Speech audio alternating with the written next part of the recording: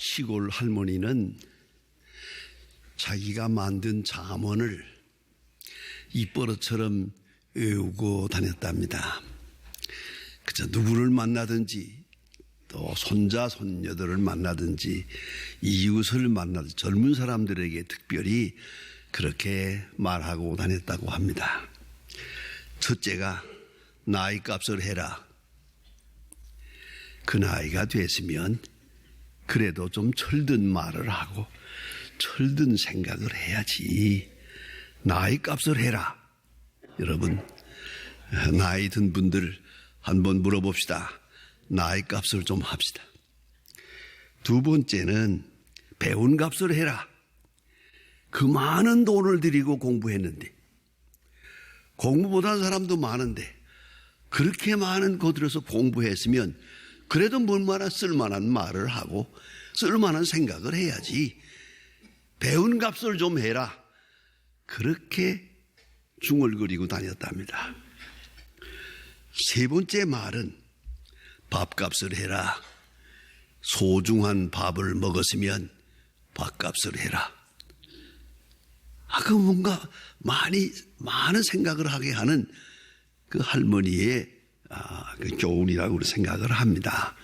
값을 해야 됩니다. 여러분, 우리 인간은 값을 함으로 인간이고 그게 바로 성숙이고 그게 바로 인격이 아니겠습니까? 많은 것을 받고도 아무것도 없고 그 많은 날 배우고도 그 모양이고 그 많은 날 사랑을 받고 신세를 지고 그리고도 아직 거기에 머물러 있다면 이 얼마나 잘못된 생각입니까? 얼마나 잘못된 세상이겠습니까? 여러분, 나의 나됨을 찾으려고 할 때 방해되는 것이 많습니다. 가끔 우리는 생각합니다. 보다 바르게, 보다 정직하게, 보다 진실하게 뭔가 이제부터 좀 바로 살아야겠다 하는 생각을 하면 바로 뒤따라오는 것이 있습니다. 그것이 바로 잘못된 과거입니다. 그리고 하나 또 생각하는 것이 있습니다. 잘못된 과거보다 좀 나은 미래가 있으리라고 기대하지 못합니다. 왜? 그 많은 날 결심해 보았거든 실천하지 못했어요. 맹세도 했거든 되는 일 없어요. 단 하찮은 일 하나도 발전하지도 못하고 자기 개혁을 이루지 못하고 자기 개선을 이루지 못하고 산 것에 대한 자책이 있기 때문에 미래에 대한 자기 약속을 처음부터 불신합니다. 너는 할 수 없어.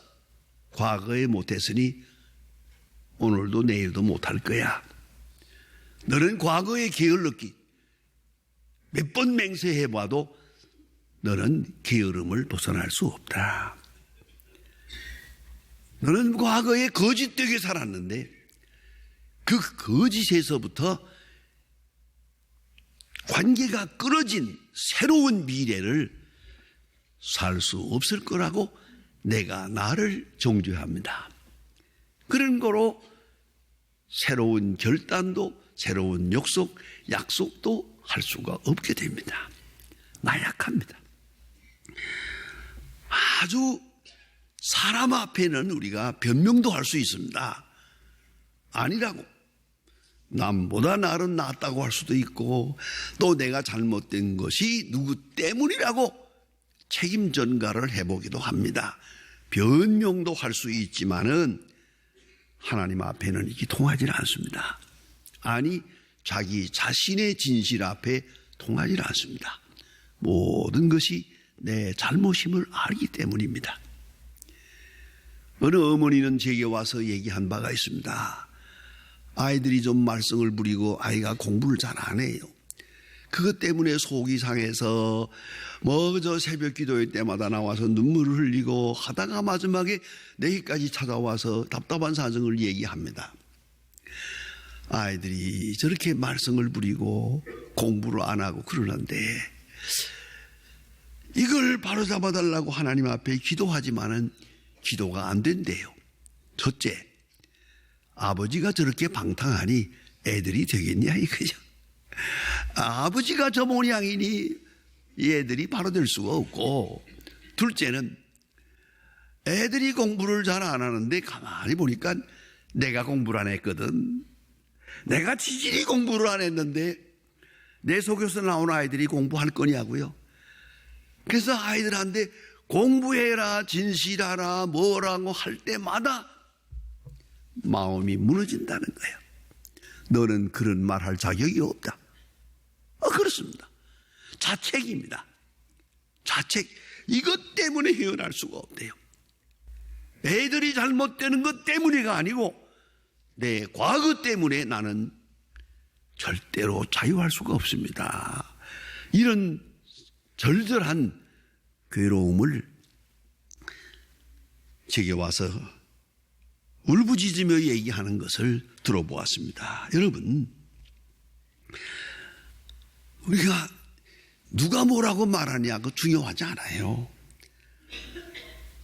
내 자신을 돌아볼 때 이 죄책, 이 많은 죄, 많은 실수, 많은 과거, 많은 그 죄짐이 계속 나를 누르고 있단 말이에요.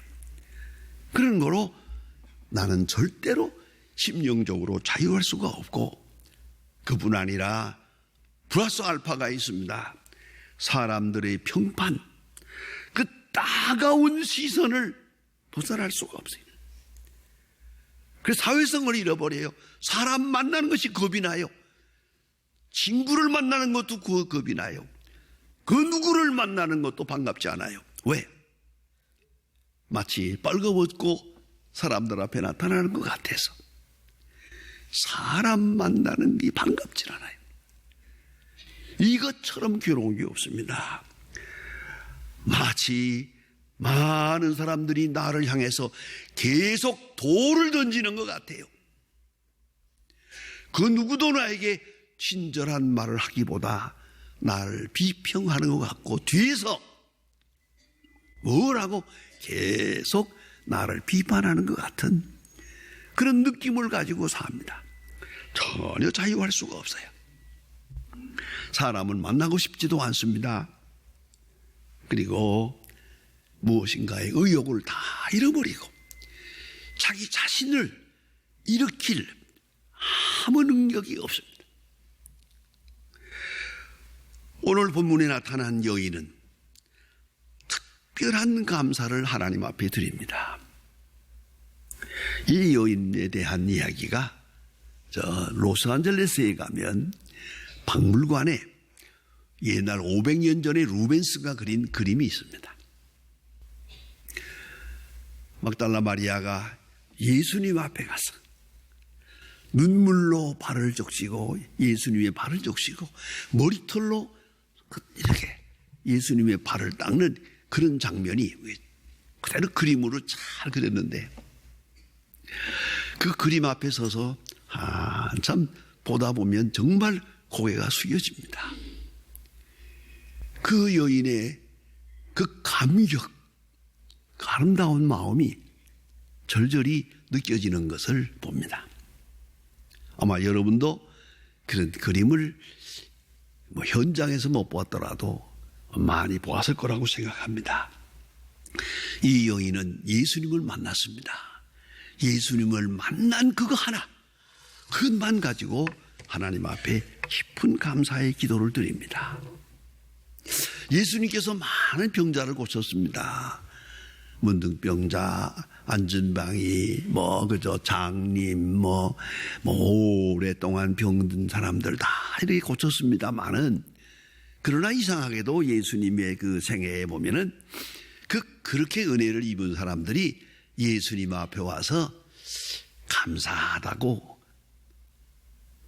되돌아와서 감사하다는 말을 하든가, 뭔가 은혜를 보답했다는 이야기가 없어요.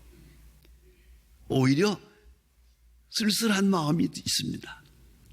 예수님께서 문둥병 환자 10명을 고쳐주었거든요. 근데 9명은 다 가버리고 한 사람만 되돌아와서 예수님 앞에 무릎을 꿇고 감사하다는 인사를 합니다. 그때 예수님이 말씀하신 말씀이 절절합니다. 그 9은 어디에 있느냐? 그 9사람은 다 어디 가고 사마리아 사람도 하나만 내게 와서 인사를 하느냐라고 말씀하는데 그 마음 깊은 곳에 예수님도 조금 섭섭했던 것 같아요.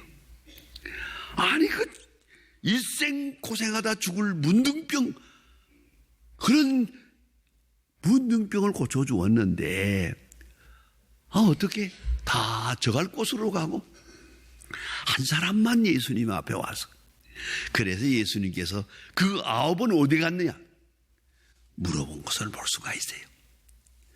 근데 오늘 본문에 나타난 이 여장의 이야기는 특별한 겁니다. 이 사람의 감사는 영적인 것이고 심령적인 것이고 예수님의 마음에 딱 맞는 가장 중요한 본질적인 문제가 여기에 있습니다. 자, 보세요.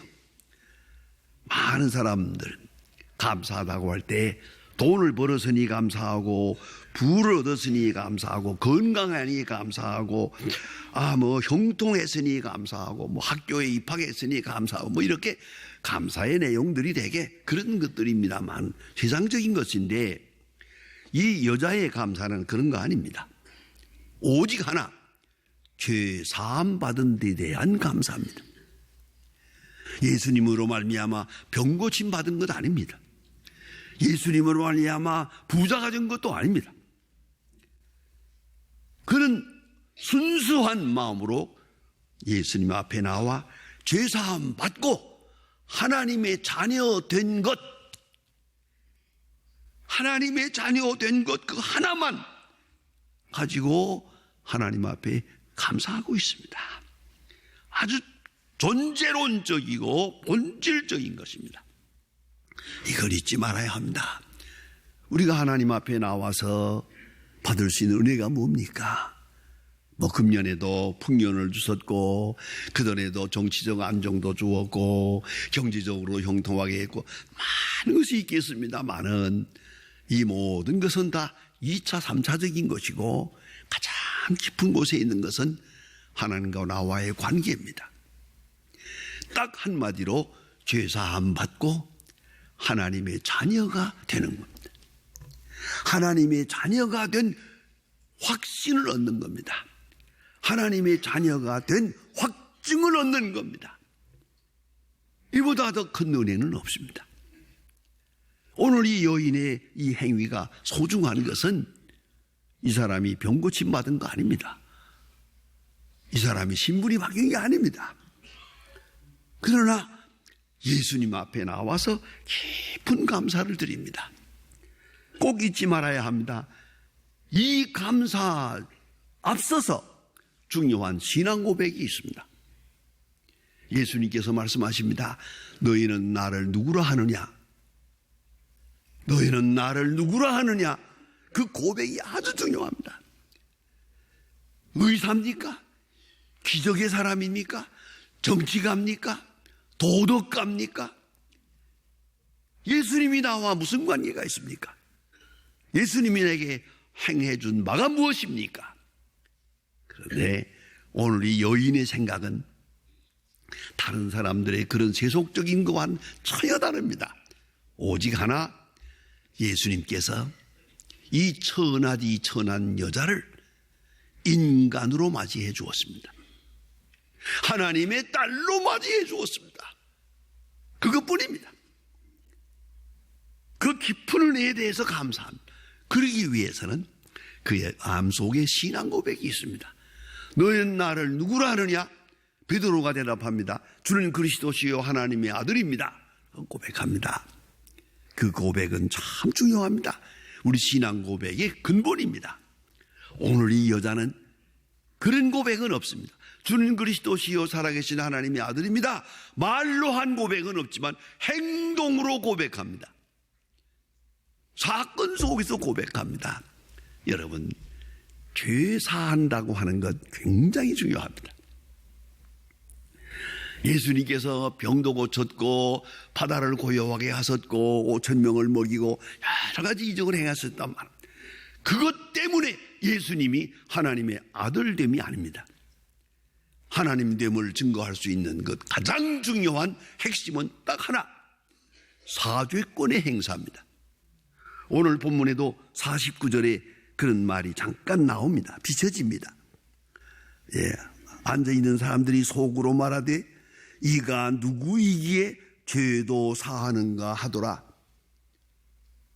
누가 죄를 사할 수 있습니까? 우리가 가끔 착각을 할 때가 있어요. 우리가 누구와 사이가 좀 잘못됐다가 서로 이해하고 한 다음에 용서한다고 용서받고 용서하고 화해하고 악수하고 그런다고 죄가 사해지나요? 절대 사해지는 게 아닙니다. 우리가 어떤 화해를 하고 어떤 용서를 한다고 그 죄가 사해지는 게 아닙니다.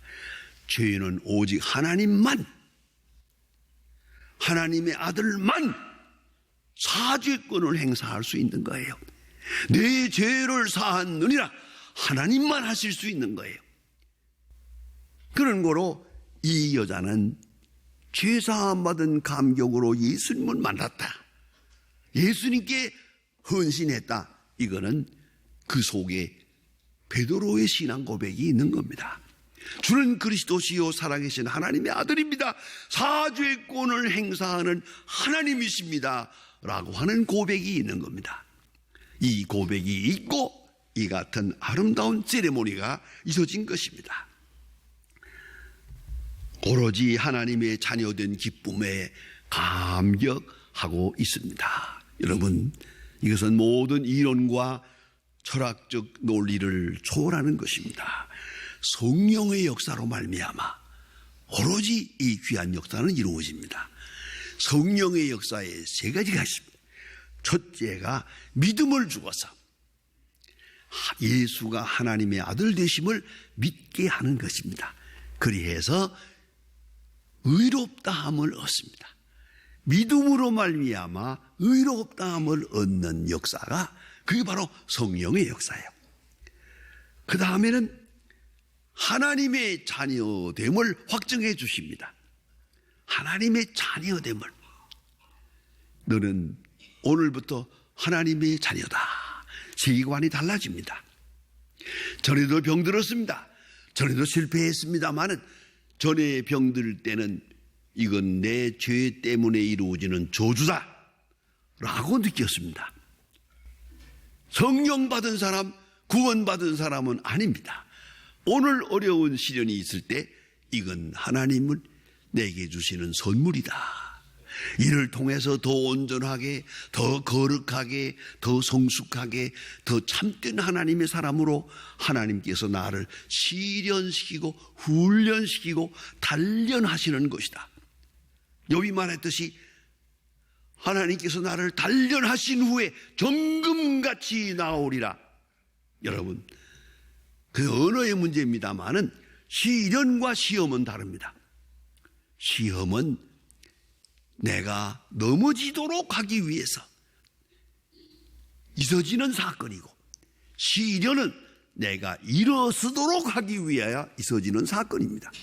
더 온전하고 더 순전하고 더 거룩하게 하기 위해서, 더 강하게 하기 위해서 주어지는 사건, 그것이 바로 시련입니다. 성령 받은 사람에게는 시련은 있어도 시험은 없습니다. 그런 거로 사도 야고보는 말합니다. 야고보서에서 여러 가지 시험을 만나거든 온전히 기쁘게 여기라. 시험을 만날 때 저 앞에 있는 축복을 바라보며 기쁘게 여기라. 이것이 성도의 모습입니다.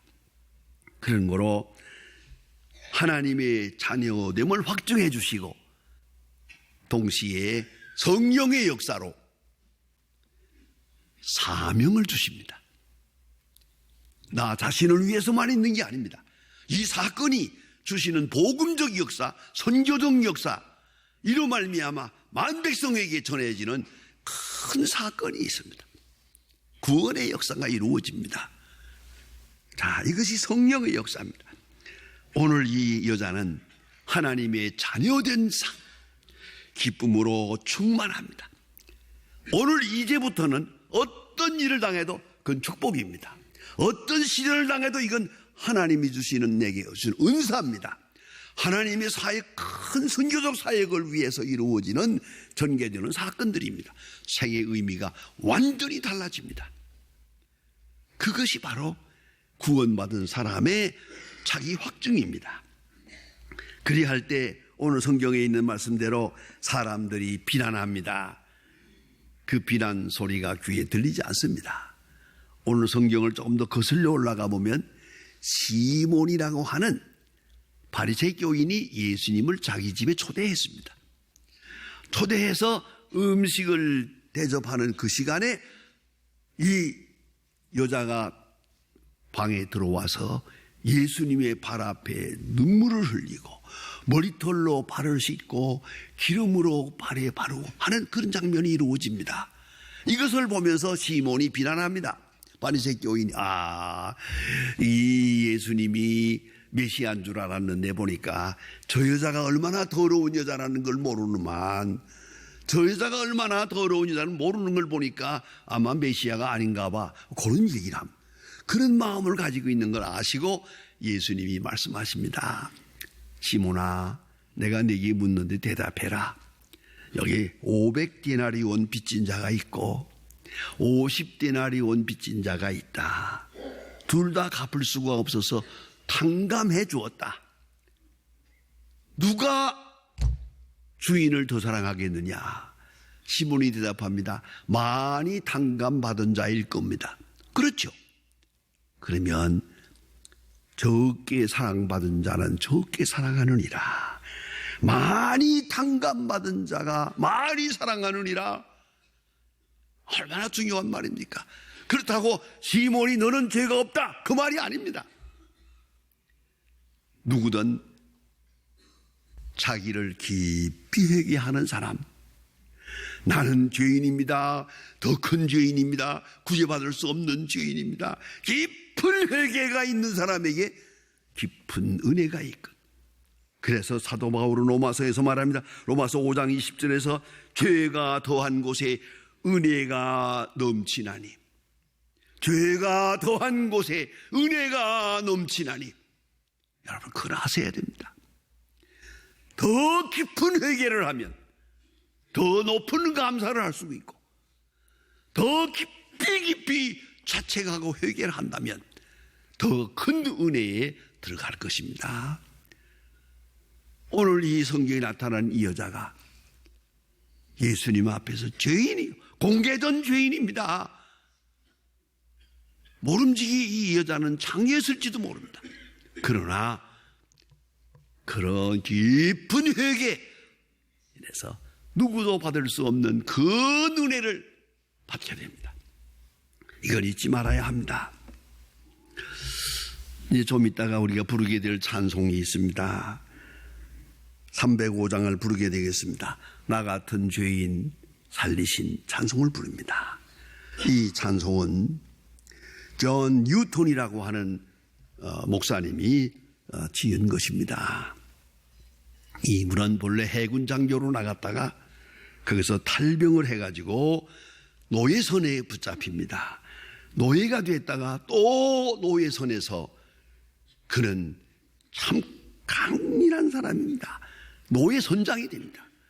노예선 선장이 되고 많은 사람을 붙들다가 노예로 팔아먹는 극악한 일을 했습니다. 그 다음에 그가 은혜를 받고 구원을 받고 예수를 믿고 하나님의 사람이 될 때 한평생 부른 찬송은 나 같은 죄인 살리신, 나 같은 죄인 살리신. 죄송합니다. 이름을 대지 못합니다만은 어느 유명한 목사님 세상 떠날 때 제가 임종을 보았습니다. 옆에서 앉았다가 목사님이 한평생 제일 좋아하는 찬송, 목사님의 장례식 날 제가 부르고 싶은데 어떤 찬송을 좋아하셨습니까? 빙그레 웃으시면서 나 같은 죄인 살리신 그 찬송 불러달라고 장례식 날 그 찬송을 부르며 다 함께 큰 은혜 받았습니다. 여러분, 나 같은 죄인 살리신 그 은혜에 고마워. 오늘 이 여자를 봅니까? 이 참 그리스도인입니다. 예수님의 마음을 기쁘게 한 교인입니다. 하나님의 마음에 딱 합한 교인입니다. 하나님의 자녀로 죄사함 받고 하나님의 딸로 살아갑니다. 이제는 어떤 비난도 상관하지 않습니다. 어떤 고난도 슬프지 않습니다. 하나님의 자녀된 영광과 그 감격으로 그렇게 헌신하며 십자가 밑에까지 따라가고 부활하신 예수님께서 이 여자를 그 거룩한 몸으로 맨 먼저 만나 주십니다. 초대교회는 그래서 베드로 교회가 있었고 막달라 마리아 교회가 있었습니다. 책에 보면은 막달라 마리아 교회가 베드로 교회보다 더 컸답니다. 그에게는 간증이 있습니다. 그에게는 은혜가 넘칩니다. 예수님을 최고로 사랑했기에 최고의 사랑을 받았습니다. 여러분, 예수님 말씀하십니다. 이 여자를 보느냐? 자유인이 된 여자, 구원받은 여자, 은혜에 충만한 감사하는 여자를 보느냐?